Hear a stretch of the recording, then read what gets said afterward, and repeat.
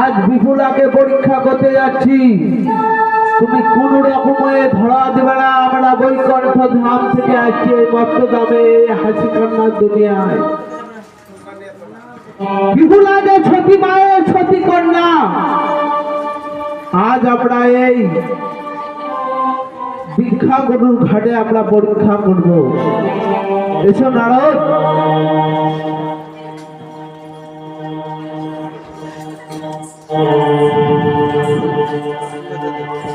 হরে কৃষ্ণ কৃষ্ণ কৃষ্ণ হরে হরে, হরে রাম রাম রাম হরে হরে।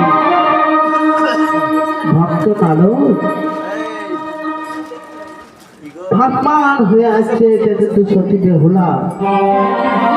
তুমি কিন্তু কোন রকমের পরীক্ষা দেবে না বা তোমার পরিচয় দেবে না যে তুমি নারদ। আমি বিপুলাকে আমি পরীক্ষা করে দিচ্ছি।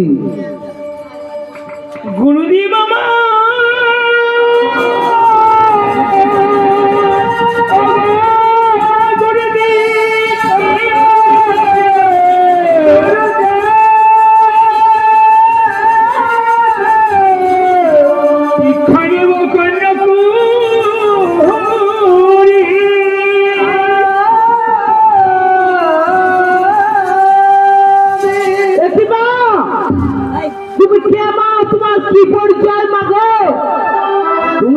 ভাসমান হয়ে আসছো মা।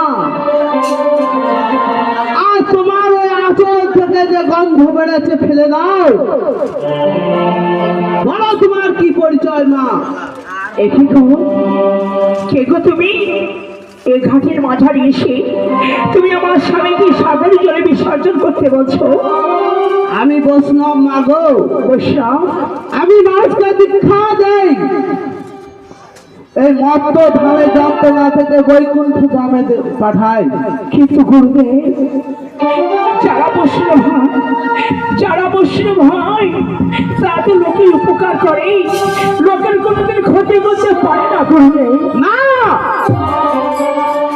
আমরা বৈষ্ণব, আমরা লোকের দাঁড়ে দাঁড়ে হিংসা করে বেড়াই, আমরা কখন ক্ষতি করি না।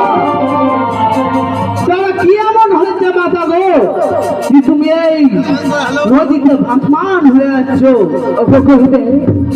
আমার সন্ধ্যা রাতে হয়েছিল বিয়ে, দিয়েছিল রহমাই বাসর ঘরে। আর কোথা থেকে তার কারণে গেছে আমার পতি নিয়ে চড়ি, তাই তো কারণ ধরা হাতে করে ভাবতে ভাবতে